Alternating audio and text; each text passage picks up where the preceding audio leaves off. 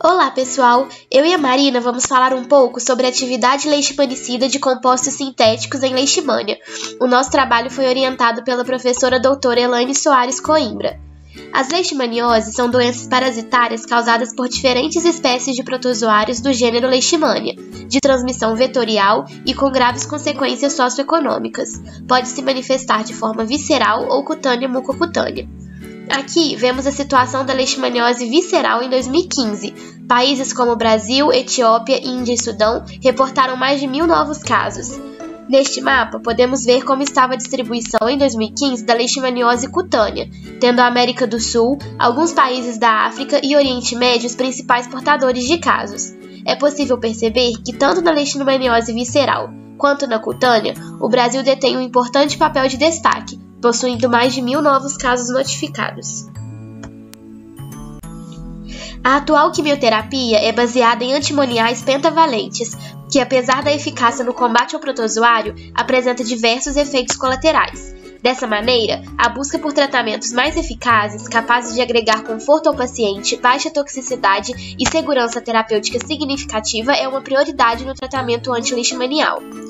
O objetivo foi analisar a atividade leishmanicida de derivados indólicos, em formas promastigotas de Leishmania amazonensis e Leishmania chagas e a mastigota de Leishmania amazonensis, em um total de 34 compostos, além de determinar a citotoxicidade desses em células de mamíferos.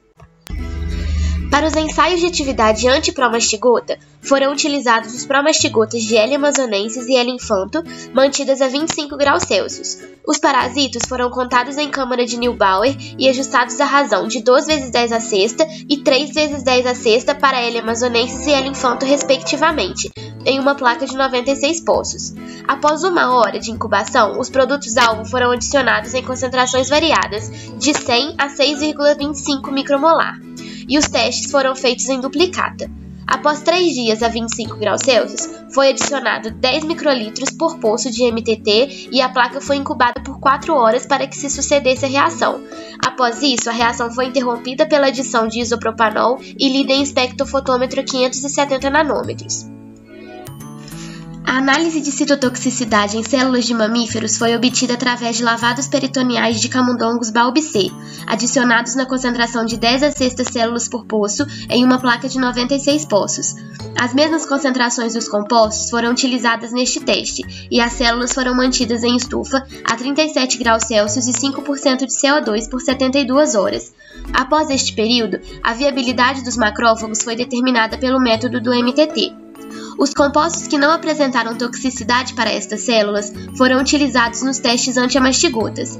Assim, os macrófagos peritoneais foram ajustados na concentração de 2 × 10 à sexta células por ml e utilizados para avaliar essa atividade.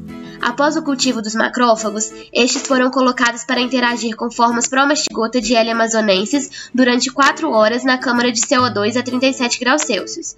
Desta forma, os promastigotas que não foram fagocitados foram lavados com PBS e posteriormente foi adicionados compostos a serem testados em diferentes concentrações. Após 72 horas, as lamínulas foram fixadas e contou-se o número de amastigotas em microscópio óptico. Vale lembrar que o uso de animais para experimentos foi aprovado pelo Comitê de Ética. Agora vamos aos resultados. Ao analisarmos a coluna de citotoxicidade, os compostos marcados em vermelho foram tóxicos para as células de mamíferos. Já na coluna com promastigotas de L. amazonensis, os marcados em amarelo foram eficazes para esta, enquanto os marcados de verde foram eficazes para L. chagas.